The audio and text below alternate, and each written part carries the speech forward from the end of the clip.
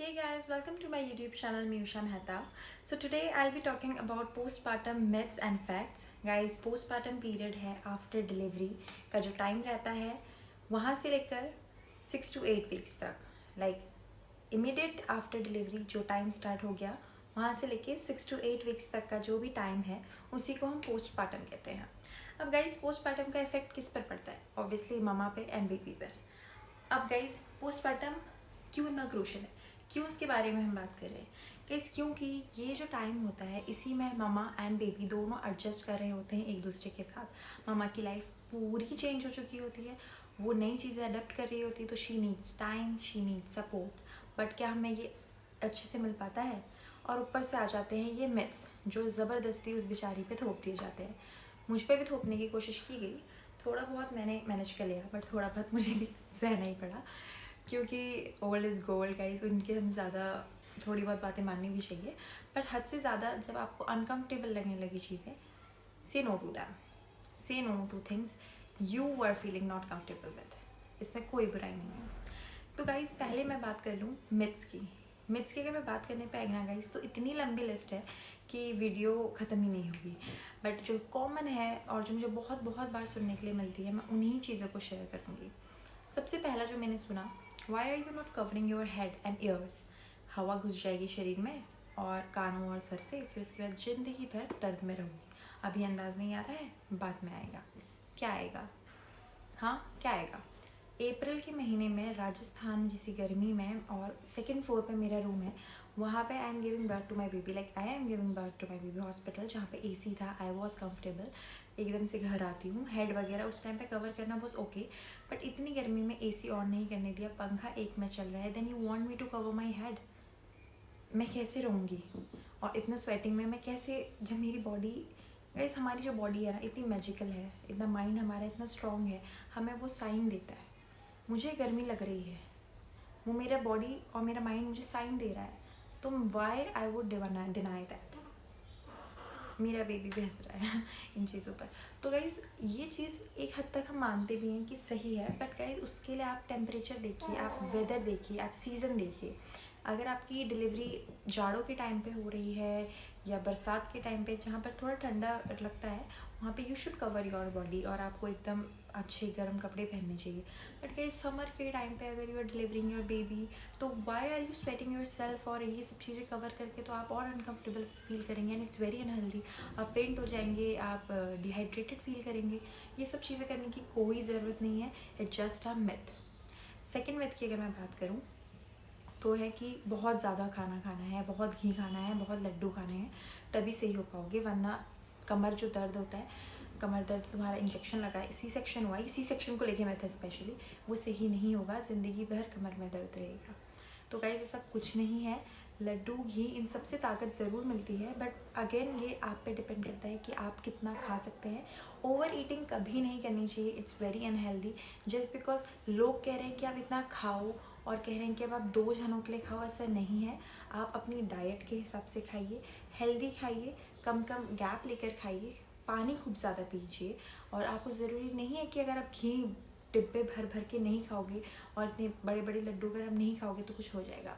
अगर आप उन्हें दूसरे चीज़ों से भी खा सकते हो, जैसे आप ड्राई फ्रूट्स खा सकते हो वैसे ही, और आप हलवा वगैरह बना के खा सकते हैं.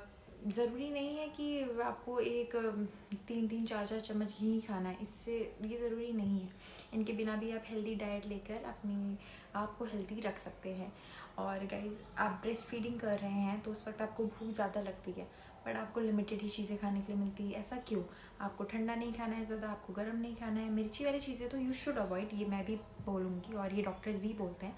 बट बाकी चीज़ें हैं कि जैसे मैं सुनती हूँ कि बेबी को जॉइंटिस हो गया तो पीला मत खाओ, हल्दी तुम्हारी बंद कर दी जाती है, मैंगो तुम नहीं खा सकते, बनाना, पीली चीज़ें मत खाओ. क्यों? ये सब मिथ्स हैं, ऐसा कुछ नहीं होता.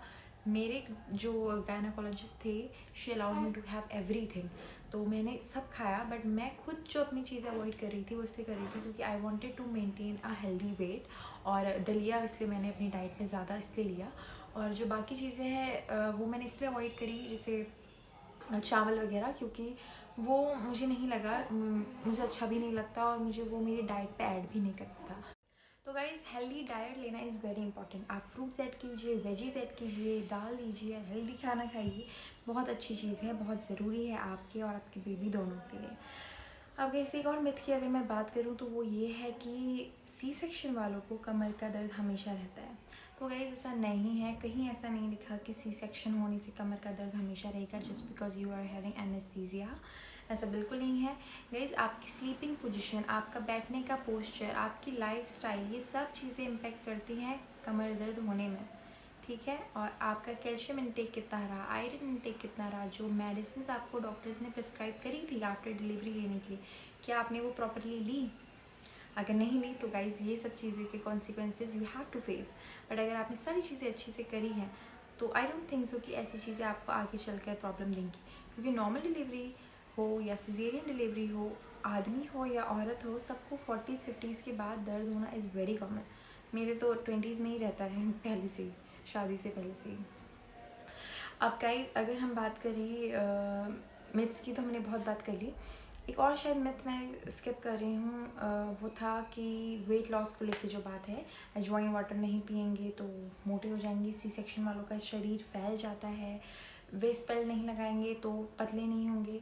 गाइस 9 मंथ लगा है वेट गेन होने में, तो एकदम से आप मत सोचिए, मत एक्सपेक्ट कीजिए कि 4 दिन में आप पतले हो जाओगे या फिर आपकी बॉडी बैक टू नॉर्मल तभी हो पाएगी जब आप बेल्ट यूज़ करेंगे, जब आप अजवाइन वाटर पियेंगे।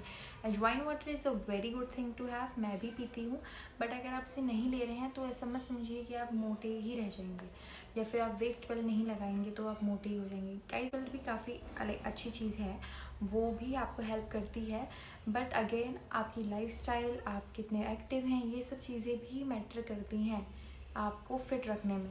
और मैं ये मानती हूँ पर्सनली कि पोस्टमार्टम में हमें इन सब चीज़ों में ध्यान ना दे के हेल्दी डाइट पे ध्यान देना चाहिए। My baby is going to wake up, अभी सो रहा है।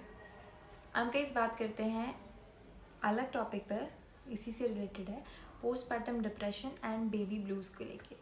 गाइस पोस्टमार्टम डिप्रेशन इतना कॉमन वर्ड हो गया आजकल कि हमें ऐसा लगता है कि हमें भी हो ही जाएगा पोस्टमार्टम डिप्रेशन, बट ऐसा नहीं है। इस पोस्टमार्टम डिप्रेशन इतने इजीली नहीं होता, ये काफ़ी कम लोगों को होता है, लाइक 10% वुमेंस को ये दे सफ़र इट।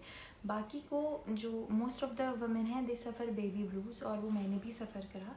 अब बेबी ब्लूज़ क्या है, आप ये मत कन्फ्यूजन में रहना कि आपको डिप्रेशन हो गया जस्ट बिकॉज आप ये सिम्टम्स फील कर रहे हैं। इस बेबी ब्लूज़ ज़्यादातर औरतों को हो ही जाता है जब डिलीवरी होती है ना। इसमें सबसे बड़ा हाथ तो सोसाइटी का ही है, उनके बिहेवियर का ही है।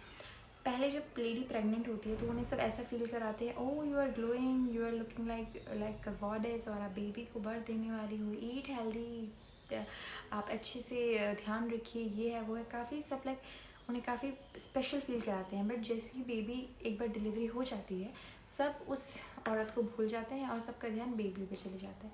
वहाँ पे वो अकेला फील करती है। ये सब चीज़ें लीड करती हैं आगे जाके उसके दिमाग पर। गाइस अगर आप ऐसा फील कर रहे हैं कि आप बेबी से अटैचमेंट नहीं फील कर पा रहे हैं, कि इमोशनल कनेक्शन नहीं फील कर पा रहे हैं, उसे फीड कराने का मन नहीं करता, आपका कुछ खाने का मन नहीं करता, आपकी नींद पूरी नहीं हो पा रही है, तो आपको ये जो सिम्टम्स हैं ये बेबी ब्लूज़ के हैं, और ये 1-2 हफ्ते में ठीक हो जाते हैं। धीरे धीरे करके आपको बेबी अच्छा लगने लगता है, आपको उसके लिए खाने का मन करेगा कि मैं हेल्दी डाइट लूँ तो मेरे बेबी को हेल्दी डाइट मिलेगी, उसको टाइम टू टाइम फीड कराने का मन करेगा। ये सब चीज़ें 1-2-3 हफ्तों में सही होने लगेंगी और आप एडजस्ट करने लगेंगे, तो आप समझ जाइए कि ये बेबी ब्लूज़ था।